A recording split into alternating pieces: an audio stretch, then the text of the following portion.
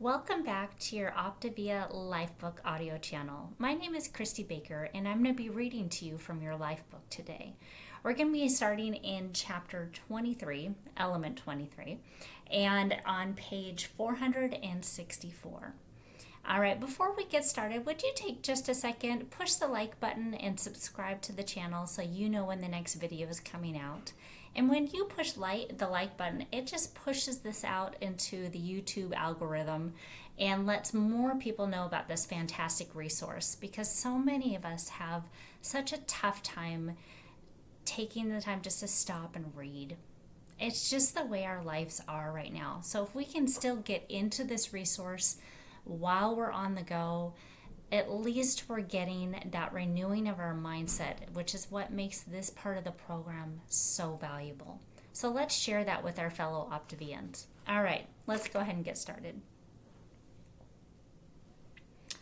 Our ability to control our lives is also very important in managing the state of our emotional well-being. We know that people who are in control of their lives are healthier, more cheerful, and more active. A study by Langer and Rodin in the 1970s, carried out on nursing home residents, split the senior citizens into two groups.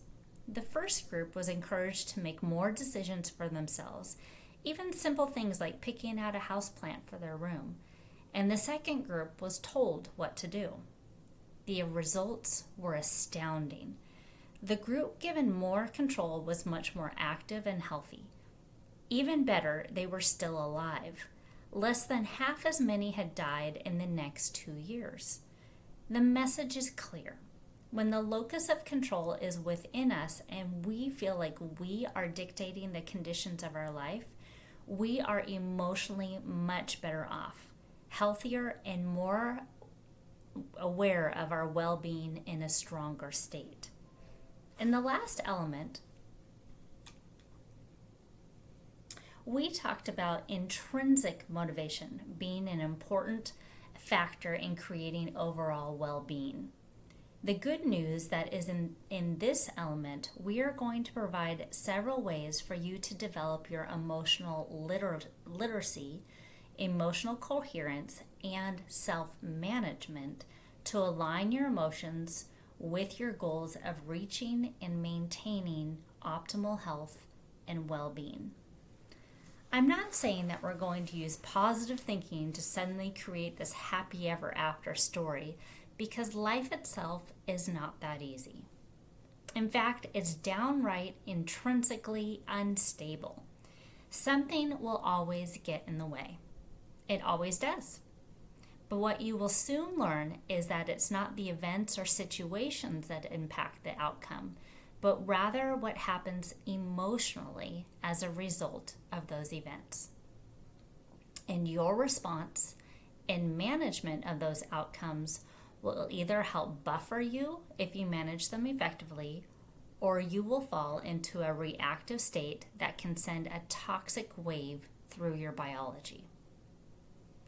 If we ignore how we feel about ourselves and allow these emotions to run our lives, we can find ourselves in trouble. Over the last 17 years, I have helped so many people transform their lives. And one of the most common feelings that people have when I meet them is that they think they're not enough. They believe they are deficient in some way, or there is something lacking in their surroundings or the world that surrounds them. Women feel bad about the way they look. Men feel inadequate about their strengths, their physical ability, or their ability to provide. This self-guilt and self-disgust and remorse is what is doing the damage. Emotional mismanagement is harming people's biology by releasing cortisol and suppressing the immune system, thereby wreaking havoc on our metabolic and inflammatory pathways. Emotions are the active ingredient coursing through our lives. Adjusting our actions can give us powerful advantage in daily life, both now and in the future.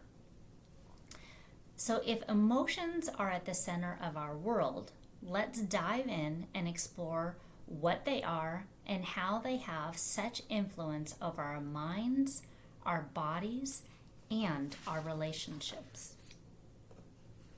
Feelings are the observation of our emotions. How we manage our emotions and use feelings to become aware is the key to taking control of our lives and developing emotional literacy, agility, and resistance.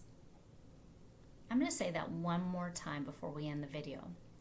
How we manage our emotions and use feelings to become aware is the key to taking control of our lives and developing emotional literacy, agility, and resistance. If we can grasp that concept, our lives will start to change.